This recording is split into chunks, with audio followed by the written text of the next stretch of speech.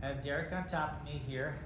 I don't want him to escape, so I need to get those hooks in here, or if you're able to have long enough legs, pull them out there. Try to get them to cross. If they don't cross, you're gonna have to bring him in or her in to get the ankle locks in there.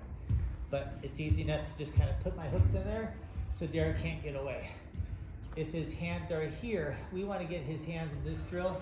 Sometimes they'll post, one or two arms will post. So if I start pulling him in, he may like lock out his elbows to keep me from pulling him in and trying to choke him, pulls his head back, right? I could obviously punch him if it's a street fight, but for the purposes here, we're just gonna try to pull him in, makes him lock out his elbows. I want a straight arm. I want to try to get this arm here and control it. If I can't control it, then I got to try to push it by force out here so I can lock out my elbow and regain more strength and security. If I can't even push him based on the angle, I could kind of unhook, wiggle it out, and move my body away to get that locked elbow. You have strikes here if you want to do strikes and add self-defense. Elbow strikes as we come up, but I'm going to go to that side. Also, if I have the option of two hands and I get both hands here, it's a good idea to see where he's facing. If you turn on one side, then I realize if I go this way, he may bite. If I go this way, it's less, no, you turn the other way, he may not be able to bite me because of where his head's turned currently. So I don't want you to put the thumb in there, I want you to cup it. I want you to slide it down and cup it rather than put the thumb over there. And then what I want to do is I want to try to bend his arm into the Kimura, the back bent elbow. But I can't do it from here, but I am going to fall down a little bit as I kind of get my leg out from this side to scoot my hips out of the way. And I want to try to slide and lock in this hook here. So I'm biting down tightly. I want to try to bring his elbow against my chest and his leg, or my leg against his wrist. Because if I take my arms out, I want it to be hard for him to pull this elbow out and to move this hand out of the way. So I want to kind of use these as barriers. But we're going to come back over here. The idea is however you get the hands positioned, I want to be able to bring it up to get his compliance here, right? Control. Go back a second.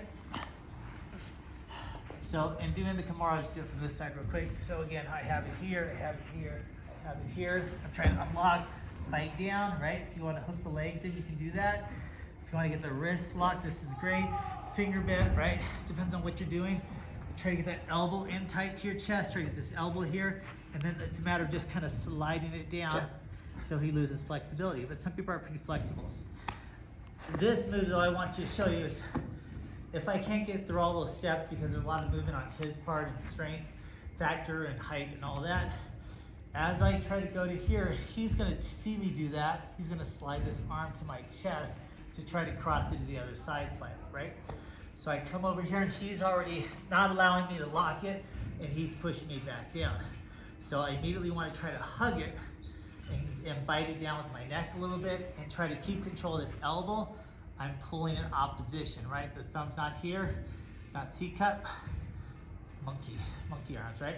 So what I'm gonna do from this point here, I have this secured. I have somewhat of control, at least for a short amount of time. If I grab his right side, which is this right side here, I'm gonna unlock the leg here and I'm gonna bring this leg up and around and I wanna try to get it around his head. I can't get it around his head right now, not that flexible. So what I need to be doing is I need to move my hips and my body and wiggle it to this spot. I wanna slide it around the head and I wanna have my toes facing the ceiling or facing him. Now I'm not gonna do anything with his hands except hug it into me, either in that mummy pose or whatever grip you wanna do it. And I'm going from a knee bent position to a leg extension. And he's gonna tap when it goes against his neck. There's his tap. If he might have his chin, now go to put your chin in here. I don't quite have it, plus he's putting downward force. Then I'm gonna turn to his pressure, so I'm facing this way. I see his thumb, because I can't see his elbow, I might not be able to feel his elbow. So I'm gonna go in the direction of where his thumb would be if I pointed it back. So I hold it here, and then I'm on my right side in this case. I'm gonna drive the hips forward for that tap. I'm gonna unwind. Okay, one more time on the other side.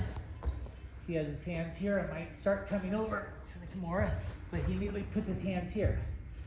I wanna lock it in place try to hug it or cross arm, but I want to try to keep control of this arm so he didn't get it out and post it back. If he posts it back over here, then I'll go back over here, right? But he's over here, I'm gonna do this move. I want to take the leg that's on the same side, slide it up the back. I want to get it around his head, but I realize I can't put it in front of his head unless I move my hips. Slide it, lock it, toes point toward his face. My bent knee is going to just extend straight like a leg extension.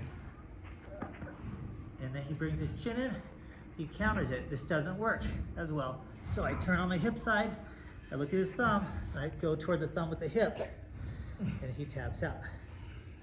Unwind. Work that drill.